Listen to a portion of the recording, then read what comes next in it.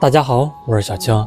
大碗里加入80克面粉、50克燕麦片，先把面粉和燕麦片混合均匀。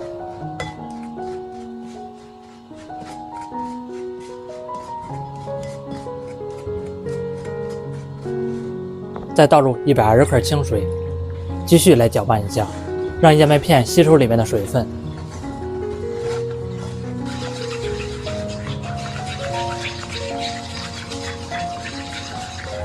小碗里打入3个鸡蛋，来搅拌一下。我每天都会分享一道家常美食食谱，感谢您在影片下方为我点个赞及订阅支持一下，非常感谢。再淋入到面浆里面，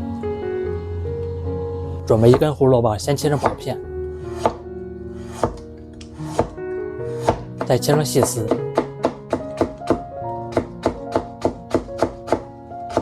最后再切成胡萝卜碎。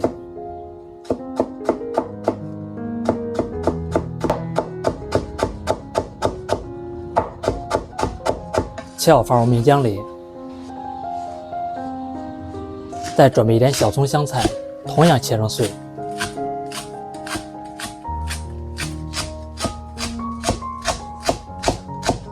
切好放入面浆里面，调味加1勺盐、1勺松露鲜、胡椒粉去腥增香，一点香油，再加入60克清水，来搅拌一下，把里面所有的食材都搅拌均匀。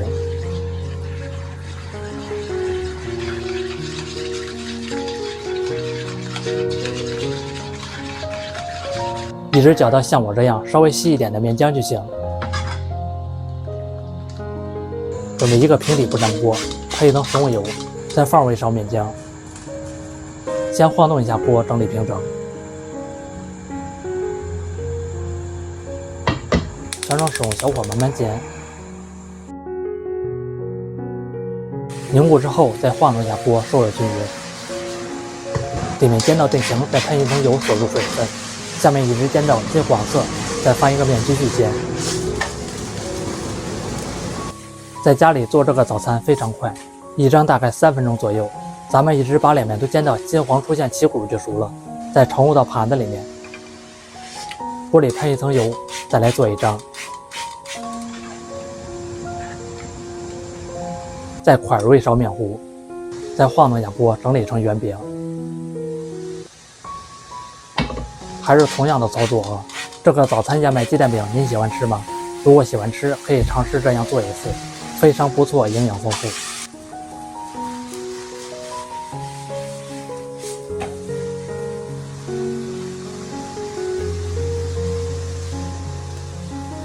大家来看一下，这么一道燕麦鸡蛋饼就大功告成了，金黄的颜色，看着就要流口水了。吃起来的口感柔软筋道，食材搭配丰富。